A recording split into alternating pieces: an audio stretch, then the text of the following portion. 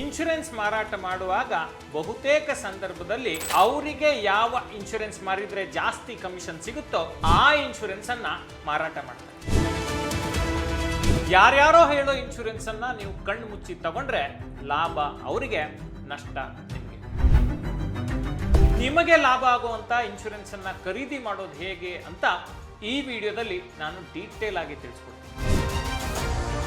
Insurance ಖರೀದಿ ಮಾಡುವಾಗ ಗೊತ್ತಿಲ್ಲದೆ ನಾನು ಮಾಡಿದ ತಪ್ಪನ್ನ ನೀವು ರಿಪೀಟ್ ಮಾಡಬೇಡಿ. ಈ ವಿಡಿಯೋನ ಎಂಟು ನೋಡಿ ಯಾವ ಇನ್ಶೂರೆನ್ಸ್ ನಿಮಗೆ ಅನುಕೂಲಕರವಾಗಿದೆ ಅನ್ನೋದನ್ನ ತುಂಬಾ ಸ್ಪಷ್ಟವಾಗಿ ಪ್ರಾಕ್ಟಿಕಲ್ ಆಗಿ ಹೇಳಿದ್ದೀನಿ. ಯುಲಿಪ್ ಇನ್ಶೂರೆನ್ಸ್ ತಗೋಬೇಕಾ, ಟರ್ಮ್ ಇನ್ಶೂರೆನ್ಸ್ ತಗೋಬೇಕಾ, ಈ ರೀತಿ 10 ಗೊಂದಲಗಳು ನಿಮ್ಮನ್ನ ಕಾಡ್ತಿರ್ಬೋದು. ಆ ಎಲ್ಲ ಪ್ರಶ್ನೆಗಳಿಗೆ ಬಹಳ ಸರಳವಾಗಿ ಪ್ರಾಕ್ಟಿಕಲ್ ಆಗಿ ಇದರಲ್ಲಿ ಉತ್ತರವನ್ನು ಕೊಟ್ಟಿದ್ದೀನಿ. ಹಾಯ್ ಹಲೋ ನಮಸ್ಕಾರ, ನಾನು ಶೇಷಕೃಷ್ಣ ಭಟ್. ಈ ವಿಡಿಯೋದಲ್ಲಿ ನಾವು ಯುಲಿಪ್ ವರ್ಸಸ್ ಟರ್ಮ್ ಇನ್ಶೂರೆನ್ಸ್ ಬಗ್ಗೆ ಸ್ಪೆಷಲ್ ಆಗಿ ಮಾತನಾಡ್ಲಿಕ್ಕಿದ್ದೀವಿ. ಇದರಲ್ಲಿ ನಿಮಗೆ ಯಾವುದು ಸೂಕ್ತ, ಯಾವುದನ್ನು ತಗೊಂಡ್ರೆ ನಿಮಗೆ ಲಾಭ, ಯಾವುದನ್ನು ತಗೊಂಡ್ರೆ ನಿಮಗೆ ನಷ್ಟ, ಎಲ್ಲವನ್ನು ಕೂಡ ಪ್ರಾಕ್ಟಿಕಲ್ ಆಗಿ ಇನ್ ಡೀಟೇಲ್ ಆಗಿ ಮಾತಾಡ್ತೀವಿ. ಇದನ್ನ ತಿಳಿಸ್ಕೊಡೋದಕ್ಕೆ ನಮ್ಮ ಜೊತೆಗೆ ಶರತ್ MS ಅವರಿದ್ದಾರೆ. ಇವರು ಸೀನಿಯರ್ ಜರ್ನಲಿಸ್ಟ್, ವೈಯಕ್ತಿಕ ಹಣಕಾಸು ಬರಹಗಾರರು, ಹಾಗೆಯೇ ಬಾಸ್ವಾಲ ಸಂಸ್ಥೆಯ ಕಂಟೆಂಟ್ ವಿಭಾಗದ ಮುಖ್ಯಸ್ಥರು. ಮತ್ತೆ ಆಗ್ತಾಡ ಅವರನ್ನ ವೆಲ್ಕಮ್ ಮಾಡೋಣ, ಅವ್ರ ಜೊತೆಗೆ ಮಾತಾಡ್ತಾ ಹೋಗೋಣ. ಶರತ್ ಅವ್ರು ನಮಸ್ತೆ, ವೆಲ್ಕಮ್ ಟು ದಿ ಶೋ. ನಮಸ್ತೆ ಶೇಷ. ಎಷ್ಟೋ ಜನರಿಗೆ ಇನ್ಶೂರೆನ್ಸ್ ಅಂತ ಹೇಳಿದ್ರೆ ಭಯ, ಕನ್ಫ್ಯೂಷನ್, ಯಾವುದನ್ನು ತಗೋಬೇಕು ಯಾವುದನ್ನು ಬಿಡಬೇಕು ಅಂತ ಹೇಳಿ ಗೊತ್ತಾಗಲ್ಲ. ಸೊ ಈ ಟರ್ಮ್ ವರ್ಸಸ್ ಯುಲಿಪ್ ಅಂತ ಹೇಳಿ ಬಂದಾಗ ಮೊದಲನೇದಾಗಿ ಏನು ಹೇಳ್ತೀರಿ? ಈಗ ನೋಡಿ ಶೇಷ, ನಂದೇ ಒಂದು ರಿಯಲ್ ಟೈಮ್ ಎಕ್ಸಾಂಪಲ್ ಹೇಳ್ತೀನಿ. ನನಗೆ 25 ವರ್ಷ. ಆಗ ನಮ್ಮ ತಂದೆನ ಒಬ್ರು ಇನ್ಶೂರೆನ್ಸ್ ಏಜೆಂಟ್ ಅಪ್ರೋಚ್ ಮಾಡ್ತಾರೆ. ನಿಮ್ಮ ಮಗನಿಗೆ ಒಂದು ಪಾಲಿಸಿ ತಗೊಳ್ಳಿ, ಅನುಕೂಲ ಆಗುತ್ತೆ, ಅವನ ಉನ್ನತ ವ್ಯಾಸಂಗದ ಸಮಯಕ್ಕೆ ಒಳ್ಳೆ ಹಣ ಸಿಗುತ್ತೆ, ನೀವು ಅದನ್ನ ದೊಡ್ಡ ಮೊತ್ತವನ್ನ ಗಳಿಸ್ಕೋಬಹುದು ಅಂತ ಹೇಳಿ ಅವರು ಪಿಚ್ ಮಾಡ್ತಾರೆ. ನಮ್ಮ ಮನೆಗೆ ಬರ್ತಾರೆ. ಅವರು ಬಂದ ನಂತರ ಅವರು ಯಾವ ಇನ್ಶೂರೆನ್ಸ್ ಅನ್ನ ಪಿಚ್ ಮಾಡ್ಲಿಕ್ಕೆ ಶುರು ಮಾಡ್ತಾರೆ ಅಂತ ಹೇಳಿದ್ರೆ, ನೀವು ಯುಲಿಪ್ ಪಾಲಿಸಿಯನ್ನ ತಗೊಳ್ಳಿ, ಬರೀ ಇನ್ಶೂರೆನ್ಸ್ ತಗೊಂಡ್ರೆ ಅದನ್ನ ಪ್ರಯೋಜನ ಇಲ್ಲ, ಬರೀ ಇನ್ಶೂರೆನ್ಸ್ ತಗೊಂಡ್ರೆ ಏನಾದರೂ ಸಮಸ್ಯೆ ಆದ್ರಷ್ಟೇ ಕವರೇಜ್ ಸಿಗುತ್ತೆ, ನೀವೇನ್ ಮಾಡಿ ಇನ್ಶೂರೆನ್ಸ್ ಜೊತೆಗೆ ಇನ್ವೆಸ್ಟ್ಮೆಂಟ್ ಅನ್ನು ಸೇರಿಸ್ಕೊಬಿಡಿ, ಯೂನಿಟ್ ಲಿಂಕ್ಡ್ ಇನ್ಶೂರೆನ್ಸ್ ಪ್ಲಾನ್ ಅನ್ನು ನೀವು ಮಾಡಿಸಿ. ಅದರಿಂದ ಏನಾಗುತ್ತೆ, ಒಂದು ಕಡೆ ಇನ್ಶೂರೆನ್ಸ್ ಇರುತ್ತೆ, ಮತ್ತೊಂದು ಕಡೆ ನಿಮಗೆ ಮಾರ್ಕೆಟ್ ಲಿಂಕ್ಡ್ ಪ್ರಾಡಕ್ಟ್ ಇರುತ್ತೆ, ಅದರಿಂದ ಗಳಿಕೆನೂ ಸಿಗುತ್ತೆ ಅಂತೇಳಿ ಪಿಚ್ ಮಾಡ್ತಾರೆ. ಆದರೆ ಏನನ್ನ ಅವ್ರು ಹೇಳಲ್ಲ ಅಂತ ಹೇಳಿದ್ರೆ, ಇದೆರಡರ ನಡುವಿನ ಪ್ರೀಮಿಯಂನ ವ್ಯತ್ಯಾಸ ಮತ್ತೆ ಅಂತಿಮವಾಗಿ ಆಗುವಂತಹ ಅನುಕೂಲ ಅನಾನುಕೂಲ. ತುಂಬ ಜನ ಇದೇ ರೀತಿ ಈ ಯುಲಿಪ್ ಪಾಲಿಸಿಗಳ ಬೆಲೆಗೆ ಬಿದ್ದಿದ್ದಾರೆ. ಅದು ಸರಿನಾ ತಪ್ಪ ಏನು ಅನ್ನೋದನ್ನ ಈ ವಿಡಿಯೋದಲ್ಲಿ ಮಾತಾಡ್ತೀವಿ. ಏನಪ್ಪ ಮುಖ್ಯ ಅಂತ ಹೇಳಿದ್ರೆ, ಈ ಇನ್ಶೂರೆನ್ಸ್ ಅನ್ನೋದು ಒಂದು ಕಾಂಪ್ಲೆಕ್ಸ್ ಲ್ಯಾಂಗ್ವೇಜು. ಈಗ ನಾನು ಆ ಸಮಯದಲ್ಲಿ ಏನು ತಪ್ಪು ಮಾಡಿದೆ, ಆ ತಪ್ಪನ್ನ ಮಾಡದೇ ಇರೋವಂಥ ಸಂದರ್ಭ ಇದು. ಯಾಕೆಂತ ಹೇಳಿದ್ರೆ ಆವಾಗ ತಂತ್ರಜ್ಞಾನ ಇರಲಿಲ್ಲ. ಈಗ ನಮ್ಮ ತಂದೆಗೂ ಕೂಡ ಸೀಮಿತವಾಗಿ ಅದರ ಬಗ್ಗೆ ತಿಳುವಳಿಕೆ ಇತ್ತು. ನನಗೂ ಕೂಡ ಆ ವಯಸ್ಸಿನಲ್ಲಿ ಇನ್ಶೂರೆನ್ಸು ಅಥವಾ ಇನ್ವೆಸ್ಟ್ಮೆಂಟ್ಸ್ ಬಗ್ಗೆ ಸರಿಯಾದ ಮಾಹಿತಿ ಇರಲಿಲ್ಲ, ಜ್ಞಾನವೂ ಇರಲಿಲ್ಲ. ಅವರು ಹೇಳಿದ್ದೇ ಸರಿ, ಇನ್ಶೂರೆನ್ಸ್ ಏಜೆಂಟ್ ಏನು ಹೇಳ್ತಾರೆ ಅದು ಒಂದು ರೀತಿ ವೇದವಾಕ್ಯ ಅನ್ನೋ ರೀತಿಯಲ್ಲಿ ನಾವು ಇನ್ಶೂರೆನ್ಸ್ಗಳನ್ನು ಖರೀದಿ ಮಾಡಿದವರು. ಈಗ ಒಂದು ಉದಾಹರಣೆಯನ್ನು ನಾನು ಹೇಳ್ತೀನಿ ಶೇಷ. ಈಗ ನೋಡಿ, ಉದಾಹರಣೆಗೆ 1 ಕೋಟಿ ಕವರೇಜನ್ನು ನೀವು ಯುಲಿಪ್ ಪಾಲಿಸಿಯಲ್ಲಿ ತಗೋಬೇಕು ಅಂತ ಹೇಳಿದ್ರೆ ವರ್ಷಕ್ಕೆ ಹತ್ತತ್ರ 1 ಲಕ್ಷ ರೂಪಾಯಿ ಪ್ರೀಮಿಯಮನ್ನು ಕಟ್ಟಬೇಕಾಗಿ ಬರುತ್ತೆ. ಆದರೆ ಅದೇ 25 ವರ್ಷದ ವ್ಯಕ್ತಿಗೆ 1 ಕೋಟಿ ಟರ್ಮ್ ಇನ್ಶೂರೆನ್ಸ್ ಕವರೇಜನ್ನು ತಗೋಬೇಕು ಅಂತ ಹೇಳಿದ್ರೆ ವರ್ಷಕ್ಕೆ 10,000 ರೂಪಾಯಿ ಸಾಕಾಗುತ್ತೆ. ಈ ಅಂಶವನ್ನು ಅವ್ರು ಹೇಳಲ್ಲ. ಇನ್ಶೂರೆನ್ಸ್ ಮತ್ತು ಇನ್ವೆಸ್ಟ್ಮೆಂಟ್ ಎರಡನ್ನೂ ಬೆರೆಸಿ ಕೊನೆ ಗೊಂದಲ ಆಗಿ ಆತ ಯಾವುದೋ ಒಂದು ತಗೊಂಬಿಟ್ರೆ ಸಾಕಪ್ಪ ಅಂತೇಳಿ ಬಲೆಗೆ ಬೀಳುವಂತಹ ಸಾಧ್ಯತೆಯೇ ಹೆಚ್ಚು. ಸೊ ನಾನು ಇಷ್ಟೆಲ್ಲ ಹೇಳಿದ ಮೇಲೂ ಜನರಿಗೆ ಒಂದು ಕನ್ಫ್ಯೂಷನ್ ಇರುತ್ತೆ. ಯುಲಿಪ್ ಮಾಡಿಸ್ಬೇಕಾ ಅಥವಾ ಸುಮ್ಮನೆ ಟರ್ಮ್ ಇನ್ಶೂರೆನ್ಸ್ ಬೈ ಮಾಡಿ ಸಪ್ರೇಟ್ ಆಗಿ ಇನ್ವೆಸ್ಟ್ಮೆಂಟ್ ಮಾಡಬೇಕಾ ಬೇರೆ ಪ್ರಾಡಕ್ಟ್ಗಳಲ್ಲಿ? ಹಾಗಾಗಿ ಈ ವಿಡಿಯೋದಲ್ಲಿ ನಾವು ಇದರ ಕಾಸ್ಟ್ ಹೇಗಿರುತ್ತೆ, ಯಾವ ರೀತಿ ಲೆಕ್ಕಾಚಾರಗಳನ್ನು ಮಾಡ್ತಾರೆ, ರಿಟರ್ನ್ಸ್ ಏನು, ಹಿಡನ್ ಚಾರ್ಜಸ್ ಏನು, ಟ್ಯಾಕ್ಸ್ ಅನುಕೂಲಗಳೇನಿದೆ ಯುಲಿಪಲ್ಲಿ ಮಾಡಿದರೆ ಅಥವಾ ಟರ್ಮ್ ಇನ್ಶೂರೆನ್ಸಲ್ಲಿ ಮಾಡಿದರೆ, ಮತ್ತು ಕಾಸ್ಟ್ ಏನು ಬರುತ್ತೆ, ಏನು ವೆಚ್ಚ ಬರುತ್ತೆ, ಪ್ರೀಮಿಯಮ್ಮು ನಾನು ಆಗಲೇ ಹೇಳಿದೆ 1 ಲಕ್ಷ ರೂಪಾಯಿ ಪ್ರೀಮಿಯಮ್ಮು ನೀವು 1 ಕೋಟಿ ಕವರೇಜ್ ತಗೋಬೇಕಾದ್ರೆ ಯುಲಿಪ್ನಲ್ಲಿ ಕೊಡಬೇಕಾಗುತ್ತೆ. ಆದರೆ ಅದೇ ಕವರೇಜು 10,000 ರೂಪಾಯಲ್ಲಿ ನಿಮಗೆ ಟರ್ಮ್ ಇನ್ಶೂರೆನ್ಸ್ನಲ್ಲಿ ಸಿಗುತ್ತೆ. ಇನ್ನೊಂದು 90,000 ರೂಪಾಯಿನ ನೀವು ಬೇರೆ ಕಡೆ ಹೂಡಿಕೆ ಮಾಡ್ಬೋದು ಅಂತೇಳಿ. ಇದೆಲ್ಲ ವಿಚಾರಗಳನ್ನು ಈ ವಿಡಿಯೋದಲ್ಲಿ ನಾವು ಮಾತಾಡ್ತೀವಿ. ಈ ವಿಡಿಯೋದ ಮುಂದಿನ ಹಂತಕ್ಕೆ ಹೋಗೋಕ್ಕೆ ಮುಂಚೆ ನಾನು ಒಂದು ವಿಚಾರವನ್ನು ಹೇಳಲಿಕ್ಕೆ ಬಯಸ್ತೀನಿ. ನಾನಾಗ ಇನ್ಶೂರೆನ್ಸ್ ತಗೊಳ್ಳುವಾಗ ಭಾಳಷ್ಟು ತಪ್ಪುಗಳನ್ನು ಮಾಡಿದ್ದೆ. ನಮ್ಮ ತಂದೆಯವ್ರಿಗೂ ಸೀಮಿತ ನಾಲೆಡ್ಜ್ ಇತ್ತು ಅದ್ರ ಬಗ್ಗೆ. ಹಾಗಾಗಿ ನಾವಿಬ್ಬರೂ ಸೇರಿ ಇನ್ಶೂರೆನ್ಸನ್ನು ತೆಗೆದುಕೊಂಡು ಆ ನಂತರ ಯುಲಿಪ್ ಪಾಲಿಸಿಯನ್ನು ತಗೊಂಡು ಒಂದಷ್ಟು ವರ್ಷ ಅದಕ್ಕೆ ಪ್ರೀಮಿಯಂ ಕಟ್ಟಿ ಅದರ ಮೆಚ್ಯೂರಿಟಿಯೂ ಆಗಿದೆ. ಈಗ ಅದರ ತಪ್ಪು ಸರಿಗಳನ್ನು ವಿಚಾರಣೆ ಮಾಡಿ ಏನೂ ಪ್ರಯೋಜನ ಇಲ್ಲ. ಆದರೆ ಇದೇ ಸಮಸ್ಯೆನ ಇವತ್ತು ತುಂಬ ಜನ ಫೇಸ್ ಮಾಡ್ತಿರ್ತಾರೆ. ಎಷ್ಟೋ ಜನರಿಗೆ ಇನ್ಶೂರೆನ್ಸ್ ತಗೋಬೇಕು ಅಂತ ಗೊತ್ತಿರುತ್ತೆ, ಹೋಗಿ ಯಾರೋ ಏಜೆಂಟ್ ಹತ್ರ ವಿಚಾರಿಸಿರ್ತಾರೆ, ಗೊಂದಲ ಆಗಿರುತ್ತೆ. ಇನ್ನೆಲ್ಲೋ ಹೋಗಿ ಆನ್ಲೈನಲ್ಲಿ ಚೆಕ್ ಮಾಡಿರ್ತಾರೆ, ಗೊಂದಲ ಆಗಿರುತ್ತೆ. ಇನ್ನೇನು ಪೇಮೆಂಟ್ ಮಾಡಬೇಕು ಅನ್ಸೋಷ್ಟರಲ್ಲಿ ಯಾಕೋ ತಡಿ ವೆಯ್ಟ್ ಮಾಡೋಣ ಅಂತ ವಿಚಾರ ಮಾಡುವಂಥ ಸಾಧ್ಯತೆ ಇರುತ್ತೆ. ಯಾಕೆ ಹೀಗಾಗುತ್ತೆ ಅಂತ ಹೇಳಿದ್ರೆ ಭಾರತದಲ್ಲಿ ಇನ್ಶೂರೆನ್ಸ್ ವ್ಯವಸ್ಥೆ ಅಷ್ಟು ಕ್ಲಿಷ್ಟಕರವಾಗಿದೆ. 10 ಕಂಪ್ನಿಗಳು, 100 ಪಾಲಿಸಿಗಳು, 100 ಪ್ರಾಡಕ್ಟ್ಗಳು, ಯಾವುದನ್ನು ತಗೊಳ್ಳಿ ಯಾವ್ದು ಬಿಡಲಿ ಅಂತ ಹೇಳಿ ಕೆಲವರು ಯಾವುದನ್ನೋ ಹೋಗಿ ಒಂದು ತಗೊಂಡು ಕೈ ಸುಟ್ಕೋತಾರೆ, ಇನ್ನು ಕೆಲವರು ಏನನ್ನೂ ತೆಗೆದುಕೊಳ್ಳದೆ ಸಮಸ್ಯೆಗೆ ಸಿಲುಕ್ತಾರೆ. ಎಷ್ಟೋ ಜನ ಯಾವ್ಯಾವ ರೀತಿ ತಪ್ಪು ಮಾಡ್ತಾರಪ್ಪ ಅಂತ ಹೇಳಿದ್ರೆ ಟರ್ಮ್ ಇನ್ಶೂರೆನ್ಸ್ ತಗೊಳ್ಳೋ ಜಾಗದಲ್ಲಿ ಯೂಲಿಪ್ ತಗೋತಾರೆ, ಜಾಸ್ತಿ ಕವರೇಜ್ ಬೇಕಾದ ಜಾಗದಲ್ಲಿ ಕಡಿಮೆ ಪ್ರೀಮಿಯಂ ಅಂತೇಳಿ ಸರಿಯಾಗಿ ಕವರೇಜ್ ತಗೊಳ್ಳಲ್ಲ. ಈ ರೀತಿ ತಪ್ಪುಗಳನ್ನು ಮಾಡ್ಕೋತಾನೆ ಇರ್ತಾರೆ. ಹಾಗಾದರೆ ಈ ಇನ್ಶೂರೆನ್ಸ್ನ ಗೊಂದಲಗಳಿಗೆ, ತಪ್ಪು ಗ್ರಹಿಕೆಗಳಿಗೆ ಪರಿಹಾರ ಏನಪ್ಪ ಅಂತ ಹೇಳಿದ್ರೆ ಡಿಟ್ಟೋ ಪ್ಲಾಟ್ಫಾರ್ಮ್. ಡಿಟ್ಟೋ ಅನ್ನೋದು ಇನ್ಶೂರೆನ್ಸ್ ಅಡ್ವೈಸರಿ ಪ್ಲಾಟ್ಫಾರ್ಮು. IRDAI ಇಂದ ರಿಜಿಸ್ಟರ್ ಆಗಿರುವಂಥ ಒಂದು ಸಂಸ್ಥೆ. Insurance regulatory and development authority of ಇಂಡಿಯಾದಿಂದ ರಿಜಿಸ್ಟರ್ ಆಗಿರುವಂಥ ಕಂಪ್ನಿ. ಇದು ಝೀರೋದ ಬ್ಯಾಕ್ಡ್ ಪ್ಲಾಟ್ಫಾರ್ಮು. ಇಲ್ಲಿ ನೀವು ಫ್ರೀಯಾಗಿ ಕಾಲ್ ಬುಕ್ ಮಾಡಿ ಇನ್ಶೂರೆನ್ಸ್ ಬಗ್ಗೆ ಅಡ್ವೈಸನ್ನು ತೆಗೆದುಕೋಬೋದು. ಯಾವ ಇನ್ಶೂರೆನ್ಸ್ ಬೇಕು, ನಿಮಗೆ ಯಾವುದು ಒಪ್ಪುತ್ತೆ, ನಿಮ್ಮ ಅಗತ್ಯಗಳನ್ನು ಪೂರೈಸುವಂಥ ಇನ್ಶೂರೆನ್ಸ್ ಯಾವುದು ಅಂತೇಳಿ ಯಾವುದೇ ಸೇಲ್ಸ್ ಪಿಚ್ ಇಲ್ಲದೇನೆ ಕ್ಲಿಯರ್ ಆಗಿ ಅಡ್ವೈಸ್ ಮಾಡುವಂಥ ಪ್ಲ್ಯಾಟ್ಫಾರ್ಮ್. ಏನಾಗುತ್ತೆ, ಎಷ್ಟೋ ಸತಿ ಇನ್ಶೂರೆನ್ಸ್ ಇಸ್ ಸೋಲ್ಡ್ ಪ್ರಾಡಕ್ಟ್. ಅದು ಎಷ್ಟೋ ಜನರಿಗೆ ಯಾವ್ದು ಅಗತ್ಯ ಅಂತಲೇ ಗೊತ್ತಿರಲ್ಲ. ಯಾವುದು ಹೈಯೆಸ್ಟ್ ಕಮಿಷನ್ ಬೇಕೋ ಅದನ್ನು ಪಿಚ್ ಮಾಡುವಂಥ ಕೆಲಸನೇ ನಡೀತಾ ಇರುತ್ತೆ. ಆದರೆ ಇವರು ನಿಮ್ಮ ಅಗತ್ಯ ಏನು ಅದಕ್ಕೆ ತಕ್ಕಂತೆ ಇನ್ಶೂರೆನ್ಸನ್ನು ಅಡ್ವೈಸ್ ಮಾಡ್ತಾರೆ. ಮತ್ತು ಸ್ಪ್ಯಾಮ್ ಕಾಲ್ಸ್ ಇರಲ್ಲ. ನಿಮಗೆ ಯಾವಾಗ ಬೇಕು ಆವಾಗ ಸಮಯ ನಿಗದಿ ಮಾಡಿಕೊಂಡು ನೀವು ಕಾಲನ್ನು ಬುಕ್ ಮಾಡಿಕೊಂಡ್ರೆ ಆ ಸಮಯದಲ್ಲಿ ಫೋನ್ ಮಾಡಿ ನಿಮಗೆ ಅಡ್ವೈಸನ್ನು ಕೊಡ್ತಾರೆ. ನಿಮ್ಮ ಎಲ್ಲ ಡೀಟೇಲ್ಸನ್ನು ತೆಗೆದುಕೊಂಡು ಸರಿಯಾದ ಮಾರ್ಗದರ್ಶನವನ್ನು ಮಾಡಿ ನಿಮ್ಮ ಅಗತ್ಯಕ್ಕೆ ತಕ್ಕಂತೆ ಸೂಕ್ತ ಇನ್ಶೂರೆನ್ಸ್ ಕವರೇಜನ್ನು ಒದಗಿಸ್ತಾರೆ. ಅಷ್ಟೇ ಅಲ್ಲ, ಕ್ಲೇಮ್ ಮಾಡಬೇಕಾದಂಥ ಸಂದರ್ಭದಲ್ಲಿ ನಿಮಗೆ ಅವರು ಸಹಾಯವನ್ನು ಕೊಡ್ತಾರೆ ಮತ್ತು ಮಾತೃಭಾಷೆಯಲ್ಲಿ ನಿಮಗೆ ಅಡ್ವೈಸರಿಯನ್ನು ಕೊಡ್ತಾರೆ. ಡಿಸ್ಕ್ರಿಪ್ಷನಲ್ಲಿ ಲಿಂಕ್ ಇದೆ, ಆ ಲಿಂಕನ್ನು ಬಳಸ್ಕೊಂಡು ನೀವು ಡಿಟ್ಟೋ ಪ್ಲ್ಯಾಟ್ಫಾರ್ಮಲ್ಲಿ ಕಾಲನ್ನು ಫ್ರೀಯಾಗಿ ಬುಕ್ ಮಾಡ್ಬೋದು. ಯಶ್ ಶರತ್ ಅವರು ತುಂಬ ಇಂಪಾರ್ಟೆಂಟ್ ಪಾಯಿಂಟನ್ನು ಹೇಳಿದ್ರಿ. ಯಾಕೆಂದರೆ ಎಷ್ಟೋ ಜನಕ್ಕೆ ಇನ್ಶೂರೆನ್ಸ್ ತೆಗೆದುಕೊಳ್ಳುವಾಗ ಸಿಕ್ಕಾಪಟ್ಟೆ ಗೊಂದಲಗಳಿರ್ತವೆ, ಇಂಗ್ಲೀಷಲ್ಲಿರುತ್ತೆ, ಅರ್ಥ ಆಗಲ್ಲ ಅಂತ ಹೇಳುವಂಥ ಮಾತುಗಳನ್ನು ನಾವು ಕೇಳಿದ್ದೀವಿ. ಸೊ ಅದಕ್ಕೆ ಡಿಟ್ಟೋ ಪರಿಹಾರ ನಮ್ಮದೇ ಭಾಷೆಯಲ್ಲಿ ಫ್ರೀಯಾಗಿ ಎಲ್ಲವನ್ನು ಕೂಡ ತಿಳಿಸ್ಕೊಡ್ತಾರೆ ಇನ್ಶೂರೆನ್ಸನ್ನು ತೆಗೆದುಕೊಳ್ಳೋದಕ್ಕೆ ಅಂತ ಹೇಳಿದ್ರೆ ತುಂಬಾ ಯೂಸ್ಫುಲ್ ಅಂತ ಅನ್ನಿಸ್ತಾ ಇದೆ. ಡಿಸ್ಕ್ರಿಪ್ಷನಲ್ಲಿ ಲಿಂಕ್ ಇದೆ, ಕ್ಲಿಕ್ ಮಾಡಿ ಡಿಟ್ಟೋ ಪ್ಲಾಟ್ಫಾರ್ಮನ್ನು ಎಕ್ಸ್ಪ್ಲೋರ್ ಮಾಡ್ಬೋದು. ಈಗ ನಾವು ಈ ವಿಡಿಯೋದ ಮುಖ್ಯ ಪಾಯಿಂಟಿಗೆ ಬರೋಣ. ಟರ್ಮ್ ಇನ್ಶೂರೆನ್ಸ್, ಯುಲಿಪ್ ಅಂತ ಹೇಳಿ ನಾವು ಮಾತನಾಡಿದ್ವಿ. ಸೊ ಮೊದಲಿಗೆ ಈ ಟರ್ಮ್ ಇನ್ಶೂರೆನ್ಸ್ ಅಂತ ಹೇಳಿದ್ರೆ ಏನು ಅಂತ ನೋಡಿ. ಈ ಟರ್ಮ್ ಇನ್ಶೂರೆನ್ಸ್ ಅಂದರೆ ಏನು? ಬಹಳ ಸಿಂಪಲ್ಲು. ಒಂದು ಕವರೇಜನ್ನು ತಗೊಂಡಿರ್ತಾರೆ. 50 ಲಕ್ಷ, 1 ಕೋಟಿ, 1.5 ಕೋಟಿ, 2 ಕೋಟಿ, 3 ಕೋಟಿ, 10 ಕೋಟಿ, ಹೀಗೆ ಅವರ ಆದಾಯಕ್ಕೆ ಅನುಗುಣವಾಗಿ ಇನ್ಶೂರೆನ್ಸ್ ಕಂಪನಿ ಅವರಿಗೆ ಕವರೇಜನ್ನು ಕೊಡುತ್ತೆ. ಆ ಕವರೇಜ್ಗೆ ತಕ್ಕಂತೆ ಪ್ರೀಮಿಯಮನ್ನು ನಿಗದಿ ಮಾಡ್ತಾರೆ. ವರ್ಷಕ್ಕೆ ಇಂತಿಷ್ಟು ಹಣವನ್ನು ನೀವು ಪಡೆದಿರುವ ಕವರೇಜ್ಗೆ ನೀವು ಕಟ್ಟಬೇಕು ಅಂಥೇಳಿ. ಆ ಕವರೇಜನ್ನು ಪಡೆದಿರುವಂಥ ವ್ಯಕ್ತಿಗೆ ಏನಾದರೂ ಸಮಸ್ಯೆ ಆದರೆ, ಅಂದರೆ ಅವರ ಜೀವಕ್ಕೆ ಏನಾದರೂ ತೊಂದರೆ ಆದರೆ ಆ ಕವರೇಜ್ ಮೊತ್ತ ಅವರ ಕುಟುಂಬಕ್ಕೆ ಹೋಗುತ್ತೆ. ಉದಾಹರಣೆಗೆ ಯಾವುದೋ ಒಬ್ಬ ವ್ಯಕ್ತಿ 1 ಕೋಟಿ ರೂಪಾಯಿ ಟರ್ಮ್ ಇನ್ಶೂರೆನ್ಸನ್ನು ತಗೊಂಡಿರ್ತಾರೆ. ಅವರ ಜೀವಕ್ಕೆ ಏನೋ ಸಮಸ್ಯೆ ಆಯಿತು ಅಂತ ಆದರೆ ಆ 1 ಕೋಟಿ ರೂಪಾಯಿಯನ್ನು ಆ ಕುಟುಂಬದವರಿಗೆ ಆ ಇನ್ಶೂರೆನ್ಸ್ ಕಂಪನಿ ಕೊಡುತ್ತೆ. ಇದೇ ಪ್ಲೇನ್ ಟರ್ಮ್ ಇನ್ಶೂರೆನ್ಸ್. ಉದಾಹರಣೆಗೆ ಈ ಟರ್ಮ್ ಇನ್ಶೂರೆನ್ಸ್ನಲ್ಲಿ ಪ್ರೀಮಿಯಂ ಹೇಗೆ ಬರ್ಬೋದು ಅನ್ನೋ ಒಂದು ಅಂದಾಜನ್ನು ನಾನು ಇಲ್ಲಿ ಕೊಡ್ತೀನಿ. 25 ವರ್ಷದ ವ್ಯಕ್ತಿ ಬೆಂಗಳೂರಿನಲ್ಲಿ ವಾಸ ಇದ್ದಾರೆ. ಅವರಿಗೆ 65 ವರ್ಷದ ತನಕ ಟರ್ಮ್ ಇನ್ಶೂರೆನ್ಸ್ ಕವರೇಜ್ ಬೇಕು, 1 ಕೋಟಿ ರೂಪಾಯಿ ಕವರೇಜ್ ಬೇಕು ಅಂತ ಹೇಳಿದ್ರೆ ವರ್ಷಕ್ಕೆ 10,000 ರೂಪಾಯಿ ಸುಮಾರು ಪ್ರೀಮಿಯಂ ಬರ್ಬೋದು. 10,000 ರೂಪಾಯಿ ಅಲ್ಲ, ಆಚೆ ಈಚೆ ಆಗ್ಬೋದು, 10,000 ರೂಪಾಯಿ ಪ್ರೀಮಿಯಂ ಬರ್ಬೋದು. ಮತ್ತು ಈ ಟರ್ಮ್ ಇನ್ಶೂರೆನ್ಸ್ನಲ್ಲಿ ಇನ್ನೊಂದಿದೆ, ಅದೇನಪ್ಪ ಅಂತ ಹೇಳಿದ್ರೆ ರಿಟರ್ನ್ ಆಫ್ ಪ್ರೀಮಿಯಂ. ಅಂದರೆ ನೀವು ಕಟ್ಟಿದ ಪ್ರೀಮಿಯಮನ್ನು ಸಂಪೂರ್ಣ ವಾಪಸ್ ಕೊಡ್ತೀವಿ ಅಂತ ಹೇಳಿ. ಇದರಲ್ಲಿ ಸಮಸ್ಯೆ ಏನಪ್ಪ ಅಂತ ಹೇಳಿದ್ರೆ 80ರಿಂದ 90% ಈ ರೀತಿಯ ಇನ್ಶೂರೆನ್ಸ್ ಪಾಲಿಸಿಗಳ ಪ್ರೀಮಿಯಂ ಜಾಸ್ತಿ ಇರುತ್ತೆ. ಇದು ನೋಡಿ, ಇದೊಂದು ರೀತಿ ನಮ್ಮ ದುಡ್ಡನ್ನು ನಾವೇ ಕೊಟ್ಟು ಅವರಿಗೆ ನಮ್ಮ ದುಡ್ಡನ್ನು ಕಡೆಗೆ ವಾಪಸ್ ಕೊಡಿ ಅಂತ ಹೇಳೋ ಒಂದು ದಡ್ತನ ಆಗುತ್ತೆ. ಅದ್ರ ಬದಲು ಈ ರಿಟರ್ನ್ ಆಫ್ ಪ್ರೀಮಿಯಂ ಪಾಲಿಸಿ ತಗೊಳ್ಳದೆ ಪ್ಲೇನ್ ಟರ್ಮ್ ಇನ್ಶೂರೆನ್ಸ್ ತಗೊಂಡು ಇನ್ನು ಉಳಿದ ದುಡ್ಡನ್ನು ಇನ್ವೆಸ್ಟ್ಮೆಂಟ್ ಮಾಡಿದರೆ ಅದಕ್ಕಿಂತ ಜಾಸ್ತಿ ಗಳಿಕೆಯನ್ನು ನೀವು ಪಡ್ಕೋಬೋದು.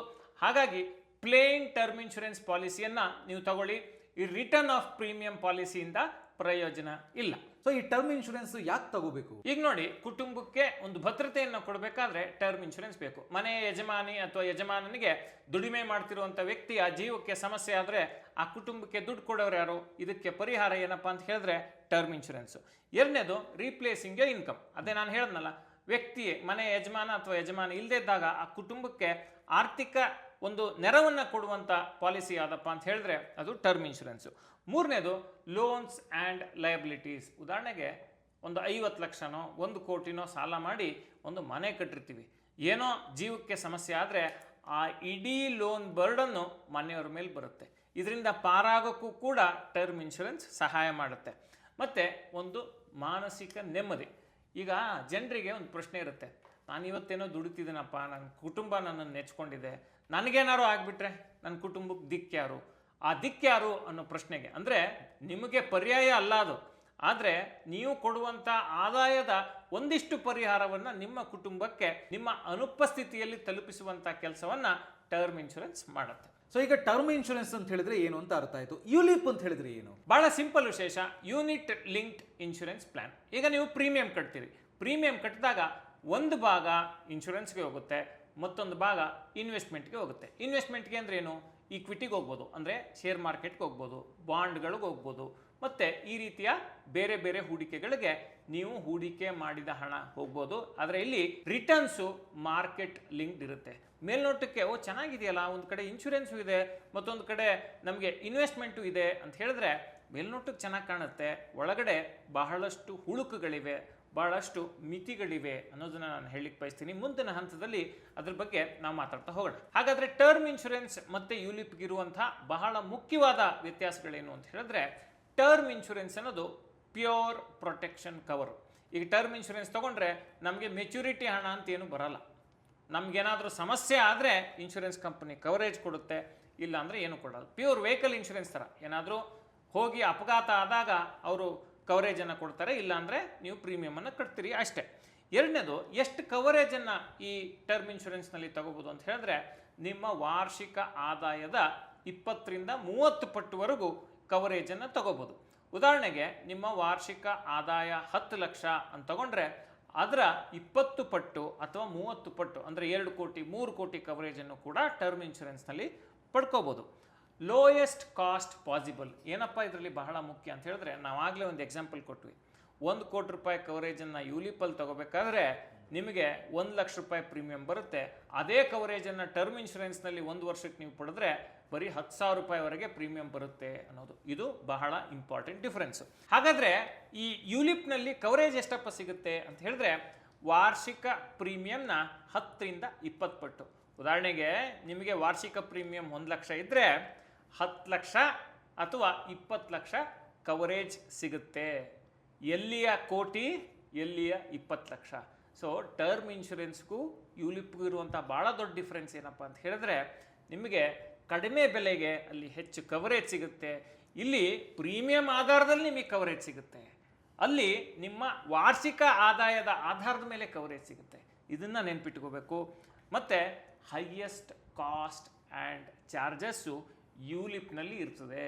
ತುಂಬ ಚಾರ್ಜಸ್ಗಳು ಯುಲಿಪ್ನಲ್ಲಿ ಇರ್ತವೆ, ಗೌಪ್ಯ ಶುಲ್ಕಗಳು ಬಹಳ ಇರ್ತವೆ. ಅದ್ರ ಬಗ್ಗೆ ಮುಂದಿನ ಹಂತದಲ್ಲಿ ನಾವು ಮಾತಾಡ್ತೀವಿ. ಅಂದರೆ ಈ ಯುಲಿಪ್ ಮತ್ತು ಟರ್ಮ್ ಇನ್ಶೂರೆನ್ಸ್ ನಡುವಿನ ವ್ಯತ್ಯಾಸವನ್ನು ತಿಳ್ಕೊಂಡಾಗ ನಮ್ಗೆ ಅರ್ಥ ಆಗಿದ್ದೇನು ಅಂತ ಹೇಳಿದ್ರೆ, ಇನ್ಶೂರೆನ್ಸ್ ಬೇಕಾಗಿರೋದು ನಿಮ್ಮ ಅನಿಶ್ಚಿತ ಸಂದರ್ಭಗಳಿಗೆ, ಹೂಡಿಕೆ ಮಾಡಬೇಕಾಗಿರೋದು ಅದನ್ನು ಬೆಳೆಸಲಿಕ್ಕೆ. ಎರಡನ್ನು ಮಿಕ್ಸ್ ಮಾಡಿದರೆ ಎರಡರಿಂದ ಯಾವುದೇ ಪ್ರಯೋಜನ ನಿಮಗೆ ಸೂಕ್ತ ರೀತಿಯಲ್ಲಿ ಸಿಗೋದಿಲ್ಲ. ಟರ್ಮ್ ಇನ್ಶೂರೆನ್ಸ್ ಅಂದ್ರೇನು, ಯುಲಿಪ್ ಅಂದ್ರೇನು, ಅದರ ನಡುವಿನ ವ್ಯತ್ಯಾಸ ಏನು ಅಂತ ಹೇಳುವಂಥದ್ದನ್ನು ನೀವು ಹೇಳಿದ್ರಿ. ಇದರ ಸೈಡ್ ಬೈ ಸೈಡ್ ಕಂಪ್ಯಾರಿಸನ್ ಅನ್ನು ಹೇಳ್ಬೋದಾ ಅಂತ? ಖಂಡಿತ ಶೇಷ. ಈಗ ನೋಡಿ, ಟರ್ಮ್ ಇನ್ಶೂರೆನ್ಸು ಮತ್ತು ಯುಲಿಪ್ ಒಂದು ಟೇಬಲನ್ನು ನಾವು ಸ್ಕ್ರೀನ್ ಮೇಲೆ ತೋರಿಸ್ತಾ ಇದ್ದೀವಿ. ಪರ್ಪಸ್ಸು, ಟರ್ಮ್ ಇನ್ಶೂರೆನ್ಸ್ನ ಉದ್ದೇಶ ಏನು? Pure life cover. ನಮಗೇನಾದರೂ ತೊಂದರೆ ಆದರೆ ನಮ್ಮ ಕುಟುಂಬಕ್ಕೆ ಒಂದು ಹಣಕಾಸಿನ ನೆರವನ್ನು ಕೊಡಿ ಅನ್ನೋದೇ ಟರ್ಮ್ ಇನ್ಶೂರೆನ್ಸ್ನ ಉದ್ದೇಶ. ಯುಲಿಪ್ನ ಉದ್ದೇಶ ಏನು? Insurance plus investment. ಇನ್ಶೂರೆನ್ಸು ಇದೆ, ಇನ್ವೆಸ್ಟ್ಮೆಂಟು ಇದೆ ಅಂತ ಹೇಳಿ. ಕವರೇಜು, ಹೈ ಕವರೇಜ್ ಸಿಗುತ್ತೆ ಟರ್ಮ್ ಇನ್ಶೂರೆನ್ಸಲ್ಲಿ, ಕಡಿಮೆ ಪ್ರೀಮಿಯಂಗೆ. ಲೋ ಕವರೇಜ್ ಸಿಗುತ್ತೆ, ಆದರೆ ಪ್ರೀಮಿಯಮ್ಮು ಜಾಸ್ತಿ ಇರುತ್ತೆ ಯುಲಿಪ್ನಲ್ಲಿ. ರಿಟರ್ನ್ಸು, ಈ ಟರ್ಮ್ ಇನ್ಶೂರೆನ್ಸ್ನಲ್ಲಿ ಯಾವುದೇ ರಿಟರ್ನ್ಸ್ ಇರಲ್ಲ. ಏನಾದರೂ ಸಮಸ್ಯೆ ಆದರೆ ಕುಟುಂಬಕ್ಕೆ ಹಣಕಾಸಿನ ಪರಿಹಾರ ಸಿಗುತ್ತೆ. ಇದರಲ್ಲಿ ರಿಟರ್ನ್ಸ್ ಏನಪ್ಪ ಅಂತ ಹೇಳಿದ್ರೆ ಮಾರ್ಕೆಟ್ ಲಿಂಕ್ಡು. ಮಾರ್ಕೆಟ್ ಹೇಗೆ ಪರ್ಫಾರ್ಮ್ ಮಾಡುತ್ತೆ ಅದಕ್ಕೆ ತಕ್ಕಂಗೆ ನಿಮಗೆ ಯುಲಿಪ್ ಪಾಲಿಸಿಗಳಲ್ಲಿ ರಿಟರ್ನ್ ಸಿಗುತ್ತೆ. ಒಂದಿಷ್ಟು ಇನ್ಶೂರೆನ್ಸ್ ಕವರೇಜು ಕೂಡ ಇರುತ್ತೆ. ಪ್ರೀಮಿಯಮ್ಮು ಕಡಿಮೆ ಇರುತ್ತೆ, ಇದರಲ್ಲಿ ಜಾಸ್ತಿ ಇರುತ್ತೆ ಯುಲಿಪ್ನಲ್ಲಿ. ಚಾರ್ಜಸ್ಸು ತುಂಬ ಮಿನಿಮಲ್ ಇರುತ್ತೆ. ಟರ್ಮ್ ಇನ್ಶೂರೆನ್ಸ್ನಲ್ಲಿ ಅಡಿಷ್ನಲ್ ಚಾರ್ಜಸ್ಸು, ಹಿಡನ್ ಚಾರ್ಜಸ್ ಅಂತ ತುಂಬ ಕಡಿಮೆ ಇರುತ್ತೆ. Multiple charges, layered of charges ಯುಲಿಪ್ನಲ್ಲಿ ಇರುತ್ತೆ. ಮತ್ತು ಇದರಲ್ಲಿ ಲಾಕಿನ್ ಇರೋದಿಲ್ಲ. ಟರ್ಮ್ ಇನ್ಶೂರೆನ್ಸ್ನಲ್ಲಿ ನೀವು ಪ್ರೀಮಿಯಂ ಕಟ್ಟಿದರೆ ಪಾಲಿಸಿ ಕಂಟಿನ್ಯೂ ಆಗುತ್ತೆ, ಇಲ್ಲ ಅಂದರೆ ಲ್ಯಾಪ್ಸ್ ಆಗುತ್ತೆ. ಮತ್ತು ಇದರಲ್ಲಿ ಲಾಕಿನ್ ಎಷ್ಟಪ್ಪ ಅಂದರೆ ಯುಲಿಪ್ನಲ್ಲಿ 5 ವರ್ಷ. ಫ್ಲೆಕ್ಸಿಬಿಲಿಟಿ, ಭಾಳ ಸಿಂಪಲ್ ಪ್ರಾಡಕ್ಟ್ ಟರ್ಮ್ ಇನ್ಶೂರೆನ್ಸು. ನಿಮಗೆ ಏನಾದರೂ ತೊಂದರೆ ಆದರೆ ನಿಮ್ಮ ಕುಟುಂಬಕ್ಕೆ ಪರಿಹಾರ ಕೊಡುವಂಥ ಪ್ರಾಡಕ್ಟು ಇದು. ಯುಲಿಪ್ ಅನ್ನೋದು ತುಂಬ ಮಾನಿಟ್ರಿಂಗ್ ಬೇಕು. ಈಗ ಮಾರ್ಕೆಟ್ ಬಿದ್ದೋದಾಗ ನೀವು ಯಾವುದಕ್ಕೆ ಚೇಂಜ್ ಮಾಡಬೇಕು, ಮಾರ್ಕೆಟ್ ಚೆನ್ನಾಗಿದ್ದಾಗ ನೀವು ಯಾವ ರೀತಿ ಇನ್ವೆಸ್ಟ್ಮೆಂಟ್ಸನ್ನು ಟ್ವೀಕ್ ಮಾಡಬೇಕು, ನಿಮ್ಮ ಪೋರ್ಟ್ಫೋಲಿಯೋನ ಹೇಗೆ ರೀಬ್ಯಾಲೆನ್ಸ್ ಮಾಡಬೇಕು ಅಂತೆಲ್ಲ ತಿಳ್ಕೊಬೇಕಾಗತ್ತೆ ಯುಲಿಪನ್ನು ಮ್ಯಾನೇಜ್ ಮಾಡಬೇಕಾಗಿ ಬಂದರೆ. ಫ್ಯಾಮಿಲಿ ಪ್ರೊಟೆಕ್ಷನ್ಗೆ ಟರ್ಮ್ ಇನ್ಶೂರೆನ್ಸ್ ಬೆಸ್ಟು. ಯುಲಿಪ್ ಯಾರಿಗೆ ಅನುಕೂಲಕರವಾಗಿರ್ಬೋದು ಅಥವಾ ಯಾರಿಗೆ ಯುಲಿಪ್ನಿಂದ ಒಂದಿಷ್ಟು ಅನುಕೂಲ ಸಿಗ್ಬೋದು ಅಂತ ಹೇಳಿದ್ರೆ, long term investors comfortable with risk. ಯಾರಿಗೆ ರಿಸ್ಕ್ ತಗೊಳ್ಳೋಕ್ಕೆ ಸಿದ್ಧ ಇದ್ದಾರೆ ಅವರಿಗೆ ಯುಲಿಪ್ ಸೂಟ್ ಆಗುತ್ತೆ. ಸೊ ಈ ಟೇಬಲ್ನ ನೋಡಿದರೆ ಏನು ಅರ್ಥ ಆಗುತ್ತಪ್ಪ ಅಂತ ಹೇಳಿದ್ರೆ, ಇನ್ಶೂರೆನ್ಸೇ ಬೇರೆ ಇರಬೇಕು, ಇನ್ವೆಸ್ಟ್ಮೆಂಟೇ ಬೇರೆ ಇರಬೇಕು, ಎರಡನ್ನೂ ಮರ್ಜ್ ಮಾಡಿ ಇರುವಂಥ ಪ್ರಾಡಕ್ಟಿಂದ ಪ್ರಯೋಜನ ಇಲ್ಲ ಅಂತೇಳಿ. ಈಗ ನಾವು ಹೆಂಗೆ ಯೋಚನೆ ಮಾಡಬೇಕು ಅಂದರೆ ಶೇಷ, ವಾಷಿಂಗ್ ಮಷಿನ್ ತೊಗೊಂಡ್ರೆ ಅದು ಬಟ್ಟೆ ಒಗೆದ್ರೆ ಸಾಕು. ವಾಷಿಂಗ್ ಮಷಿನ್ನು ನಮಗೆ ಮಿಕ್ಸಿ ಕೆಲಸನೂ ಮಾಡಬೇಕು ಅಂದರೆ ಆಗುತ್ತಾ? ಇಲ್ಲ. ಮಿಕ್ಸಿ ಕೆಲಸ ಮಾಡಬೇಕು, ವಾಷಿಂಗ್ ಮಷಿನ್ ಕೆಲಸ ಮಾಡಬೇಕು. ಈ ಯುಲಿಪ್ ಅನ್ನೋದು ಹೆಂಗೆ ಅಂದರೆ, ವಾಷಿಂಗ್ ಮಷಿನ್ನು ಮಿಕ್ಸಿ ಕೆಲಸನೂ ಮಾಡುತ್ತೆ ಅಂದಂಗೆ, ಆವಾಗ ಎರಡೂ ಎಫಿಷಿಯೆಂಟಾಗಿ ಆಗೋದಿಲ್ಲ. ಈ ರೀತಿ ನಾವು ಇದನ್ನು ಒಂದು ಸಮರೈಸ್ ಮಾಡ್ಬೋದು. ಈ ಟರ್ಮ್ ಇನ್ಶೂರೆನ್ಸ್ ಮತ್ತು ಯುಲಿಪ್ ಅಂದರೆ ಏನು ಅಂತ ಹೇಳುವಂಥದ್ದನ್ನು ಇನ್ ಡೀಟೇಲ್ ಆಗಿ ನೀವು ಅರ್ಥ ಮಾಡಿಸ್ತಿದ್ರಿ. ಬಟ್ ಈಗ ಬರುವಂಥ ಪ್ರಶ್ನೆ ಏನು ಅಂತ ಹೇಳಿದ್ರೆ, ಪ್ರೀಮಿಯಂ ಚೇಂಜ್ ಆಗುತ್ತೆ ಅಥವಾ ಪ್ರೀಮಿಯಂ ಡಿಫರೆನ್ಸ್ ಇದೆ ಅಂತ ಹೇಳಿದ್ರಲ್ಲ, ಯಾವ ಥರ ಇದೆ ಇದು ಅಂತ? ಈಗ ನೋಡಿ, ಸ್ಕ್ರೀನ್ ಮೇಲೆ ನೋಡಿ, 1 ಕೋಟಿ ಕವರೇಜ್ಗೆ ಏನು ಪ್ರೀಮಿಯಂ ಬರ್ಬೋದು ಅನ್ನೋ ಒಂದು ಅಂದಾಜನ್ನು ನಾವು ಹೇಳ್ತಾ ಹೋಗ್ತೀವಿ. 25 ವರ್ಷದ ಪುರುಷರಿಗೆ 10,160 ರೂಪಾಯಿಂದ 10,376 ರೂಪಾಯಿ ಬರ್ಬೋದು 1 ವರ್ಷಕ್ಕೆ 1 ಕೋಟಿ ಕವರೇಜ್ಗೆ. 25 ವರ್ಷದ ಮಹಿಳೆಗೆ 8,636 ರೂಪಾಯಿಂದ 8,821 ರೂಪಾಯಿ ಬರ್ಬೋದು 1 ಕೋಟಿ ಕವರೇಜ್ಗೆ 1 ವರ್ಷದ ಪ್ರೀಮಿಯಂ. 30 ವರ್ಷದ ಪುರುಷರಿಗೆ 12,277 ರೂಪಾಯಿಂದ 13,436 ರೂಪಾಯಿವರೆಗೆ ಬರ್ಬೋದು. 30 ವರ್ಷದ ಮಹಿಳೆಗೆ 10,435 ರೂಪಾಯಿಂದ 11,421 ರೂಪಾಯಿ ಬರ್ಬೋದು 1 ವರ್ಷಕ್ಕೆ ಪ್ರೀಮಿಯಮ್ಮು 1 ಕೋಟಿ ಕವರೇಜ್ಗೆ. ಇದು ಏನನ್ನ ಗಣನೆಗೆ ತೆಗೆದುಕೊಂಡು ಈ ಪ್ರೀಮಿಯಂ ಚಾರ್ಟನ್ನು ಕೊಟ್ಟಿದ್ದಾರೆ ಅಂತ ಹೇಳಿದ್ರೆ, ಇದು ಇಲಿಸ್ಟ್ರೇಟಿವ್. ಇದು ಯಾರಿಗೆ ಅನ್ವಯ ಆಗುತ್ತೆ ಅಂತ ಹೇಳಿದ್ರೆ, ಆರೋಗ್ಯಕರವಾಗಿರುವಂಥ ವ್ಯಕ್ತಿಗಳಿಗೆ, ಸ್ಮೋಕಿಂಗ್ ಮಾಡದೇ ಇರೋರಿಗೆ, ಸ್ಯಾಲ್ರಿಡ್ ಪ್ರೊಫೆಷನಲ್ಸ್ಗೆ ಅಂದರೆ ವೃತ್ತಿಪರರಿಗೆ, ಈಗ ಯಾರು ಬೆಂಗಳೂರಿನಲ್ಲಿ ವಾಸ ಇದ್ದಾರೆ ಅಂಥವರಿಗೆ, ಮತ್ತು 65 ವರ್ಷದವರೆಗೆ ಕವರೇಜನ್ನು ಬಯಸೋರಿಗೆ. ಈ ಕಂಡೀಷನ್ಸಲ್ಲಿ ನಾವು ಈ ಪ್ರೀಮಿಯಮನ್ನು ಹೇಳಿದ್ದೇವೆ. ಈ ಪ್ರೀಮಿಯಮಲ್ಲಿ ವ್ಯತ್ಯಾಸಗಳಾಗ್ಬೋದು ನಿಮ್ಮ ವೈಯಕ್ತಿಕ ಪ್ರೊಫೈಲ್ನ ಆಧಾರಕ್ಕೆ ಅನುಗುಣವಾಗಿ. ಮತ್ತು ಇನ್ನೊಂದು ಏನನ್ನು ಗಮನಿಸ್ಕೋಬೇಕಪ್ಪ ಅಂತ ಹೇಳಿದ್ರೆ, ಇಲ್ಲಿ ಕೊಟ್ಟಿರುವಂಥ ಚಾರ್ಟ್ನಲ್ಲಿ ಏನು ಪ್ರೀಮಿಯಂ ಕೊಟ್ಟಿದ್ದೀವಲ್ಲ, ಇದರಲ್ಲಿ ಮೊದಲ ವರ್ಷ ಸಿಗುವಂಥ ಡಿಸ್ಕೌಂಟನ್ನು ನಾವು ಗಣನೆಗೆ ತೆಗೆದುಕೊಂಡಿಲ್ಲ.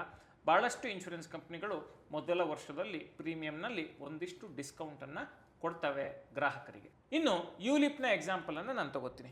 1 ಲಕ್ಷ ಆ್ಯನ್ಯುಯಲ್ ಪ್ರೀಮಿಯಂ ಇದ್ದರೆ ನೀವು 20 ವರ್ಷಗಳ ಕಾಲ ಆ ಪ್ರೀಮಿಯಂನ ಕಟ್ತಾ ಹೋಗ್ತೀರಿ ಅಂತ ಹೇಳಿದ್ರೆ 10 ಲಕ್ಷ ರೂಪಾಯಿ ಕವರೇಜ್ ಸಿಗುತ್ತೆ ಕೆಲವು ಕೇಸ್ಗಳಲ್ಲಿ. ಇದು ಬಹಳ ದೊಡ್ಡ ಡಿಫ್ರೆನ್ಸು. ಏನಂತ ಹೇಳಿದ್ರೆ, ನಾನು ಆಗಲೇ ಹೇಳಿದ್ನಲ್ಲ, 10ರಿಂದ 20 ಪಟ್ಟು of the annual premium. 1 lakh ರೂಪಾಯಿ ಇದ್ದರೆ 10 ಲಕ್ಷ ರೂಪಾಯಿ ಕವರೇಜು, 2 ಲಕ್ಷ ರೂಪಾಯಿ ಇದ್ದರೆ 20 ಲಕ್ಷ ರೂಪಾಯಿ ಕವರೇಜು. ಅಷ್ಟೊಂದು ದೊಡ್ಡ ಪ್ರೀಮಿಯಂ ಕಟ್ಟಿ ನೀವು 20 ಲಕ್ಷ ಕವರೇಜ್ ತಗೊಂಡು ಯಾಕೆ ಗುದ್ದಾಡ್ತೀರಿ? ಅದ್ರ ಬದಲು ಇನ್ಶೂರೆನ್ಸೇ ಬೇರೆ, ಇನ್ವೆಸ್ಟ್ಮೆಂಟೇ ಬೇರೆ ಅಂತ ಹೇಳಿ ಟ್ರೀಟ್ ಮಾಡೋದು ಬಹಳ ಉತ್ತಮ. ಸೊ ಆಗಲೇ ಮಾತನಾಡಬೇಕಿದ್ರೆ ಹೇಳಿದ್ರಿ ಯುಲಿಪ್ ಅಲ್ಲಿ ಹಿಡನ್ ಚಾರ್ಜಸ್ ಇರುತ್ತೆ ಅಂತ, ಅದೇನೇನು ಅಂತ ಹೇಳ್ಬೋದಾ? ಈಗ ನೋಡಿ ಶೇಷ, ನಾವು ರಿಸರ್ಚ್ ಮಾಡಿ ಈ ಯುಲಿಪ್ನಲ್ಲಿ ಹೇಗೆ ಹಿಡನ್ ಚಾರ್ಜಸ್ ಹಾಕ್ತಾರೆ ಅನ್ನೋದ್ರ ಬಗ್ಗೆ ಒಂದು ಟೇಬಲ್ ರೆಡಿ ಮಾಡಿದ್ದೀವಿ. ಅದರ ಪ್ರಕಾರ ಪ್ರೀಮಿಯಂ ಅಲೋಕೇಶನ್ ಚಾರ್ಜ್ ಎಷ್ಟಿರುತ್ತಪ್ಪ ಅಂತ ಹೇಳಿದ್ರೆ 0 to 8%. ಆರಂಭಿಕ ವರ್ಷಗಳಲ್ಲಿ ಇದು ಜಾಸ್ತಿ ಆಗುತ್ತೆ, ಆದರೆ ನಂತರದ ಹಂತಗಳಲ್ಲಿ ಇದು ಕಡಿಮೆ ಆಗುತ್ತೆ.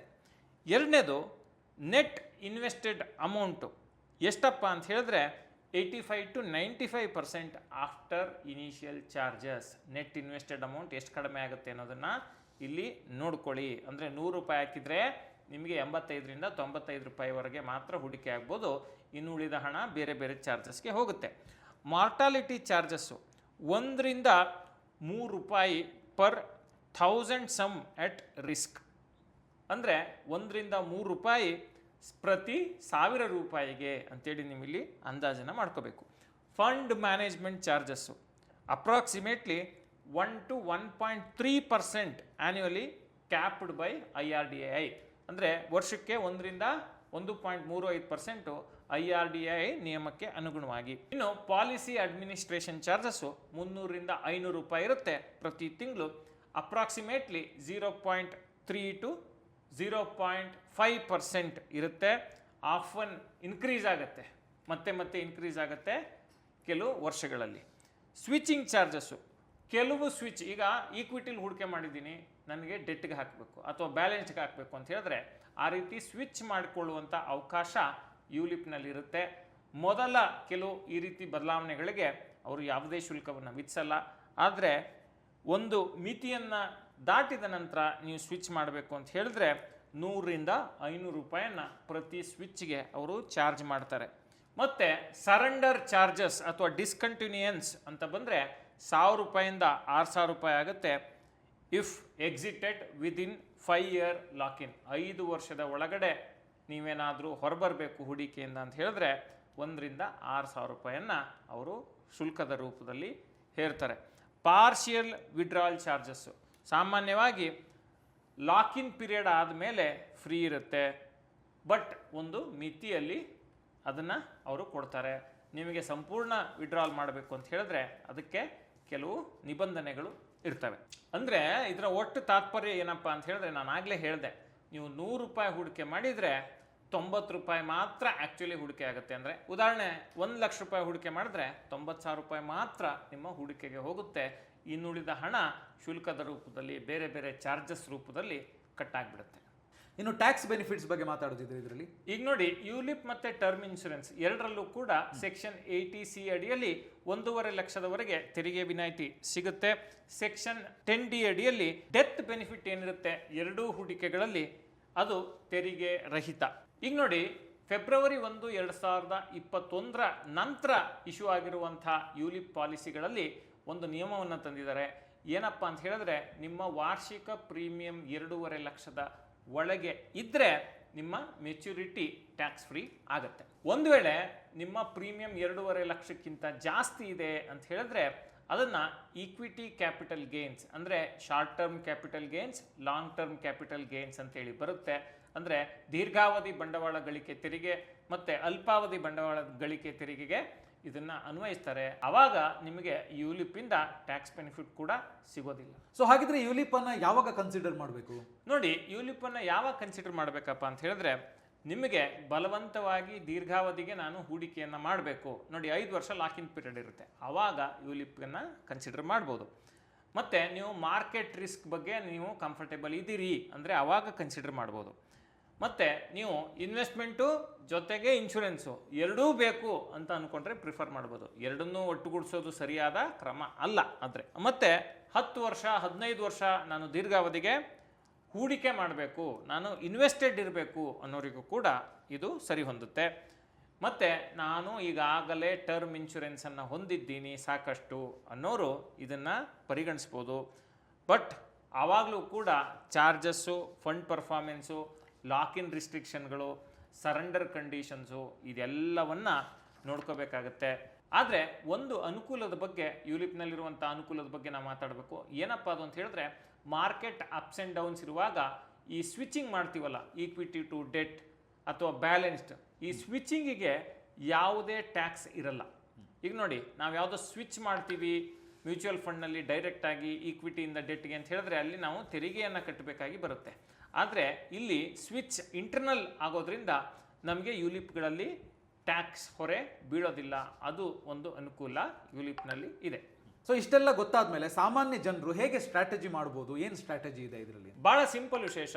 ಸಾಕಷ್ಟು ಅಂದರೆ ಅಗತ್ಯವಿರುವಷ್ಟು ಟರ್ಮ್ ಇನ್ಶೂರೆನ್ಸನ್ನು ತೆಗೆದುಕೋಬೇಕು. ಮೊದಲನೇದಾಗಿ ಬಹಳ ಇಂಪಾರ್ಟೆಂಟು ಅದು. ಆ ನಂತರ ಉಳಿದ ಹಣವನ್ನು mutual fund, post office investments, stock market, ಈ ರೀತಿಯ ಬೇರೆ ಬೇರೆ ಹೂಡಿಕೆಗಳ ಒಂದು ಮಿಶ್ರಣವನ್ನು ಕಾಯ್ದುಕೋಬೇಕು.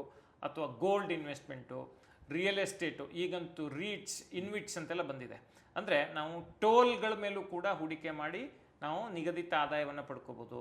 ಮತ್ತು ರಿಯಲ್ ಎಸ್ಟೇಟ್ ಅಸೆಟ್ಸ್ ಮೇಲೆ ಹೂಡಿಕೆ ಮಾಡಿ 500 ರೂಪಾಯಿ 1000 ರೂಪಾಯಿಂದ ಹೂಡಿಕೆ ಮಾಡುವಂಥ ಅವಕಾಶಗಳಿವೆ. ಇವೆಲ್ಲವನ್ನು ಬಳಸ್ಕೊಂಡು ನಾವು ಗಣನೆಗೆ ತಗೋಬೇಕೆ ಹೊರತು ಈ ಇನ್ವೆಸ್ಟ್ಮೆಂಟು ಮತ್ತು ಇನ್ಶೂರೆನ್ಸ್ ಪ್ರಾಡಕ್ಟ್ಗಳು ಎಲ್ಲಿ ಬ್ಲೆಂಡ್ ಆಗಿರ್ತವೆ ಅದನ್ನು ಪರಿಗಣಿಸದೇ ಇರೋದೇ ಸೂಕ್ತ.